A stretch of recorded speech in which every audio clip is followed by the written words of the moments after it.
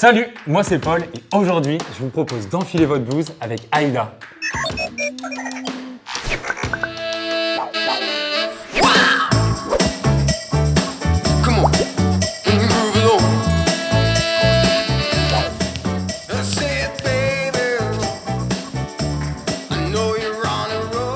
Aujourd'hui, on va tenter de lever le voile sur l'origine du cancer. Alors quand on parle de l'origine d'un cancer, on cherche en réalité à savoir pourquoi un cancer se développe chez une personne plutôt qu'une autre.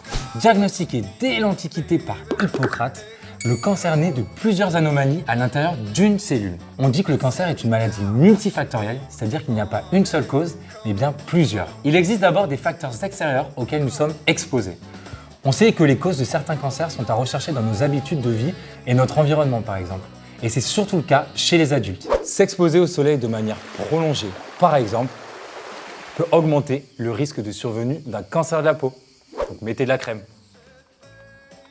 Et l'alcool, le tabac, l'exposition à l'amiante ou les microbes peuvent augmenter le risque de survenue d'un cancer.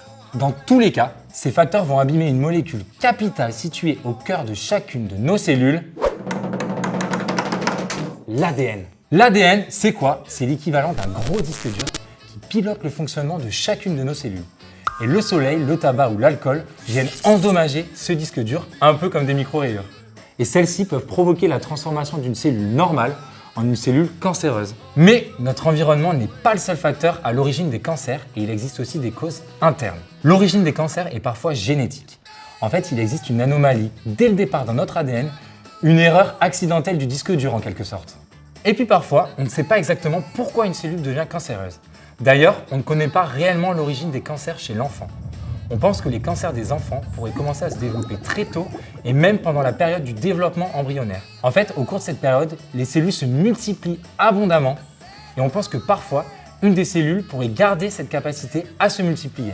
Alors ces cellules, elles ne sont pas forcément cancéreuses, elles peuvent hiberner tranquilles jusqu'à ce qu'elles se trouvent dans de bonnes conditions pour achever leur métamorphose et devenir cancéreuses. Trouver les causes pour essayer d'éviter au cancer de se développer, c'est aussi l'une des missions des scientifiques, et ça, c'est cool. En tout cas, si vous avez encore des questions, n'hésitez pas à les poser en commentaire. Vous pouvez partager, liker la vidéo, et surtout n'oubliez pas, avec Enfile ta blouse, la science, c'est 100 coups de blouse. À très vite.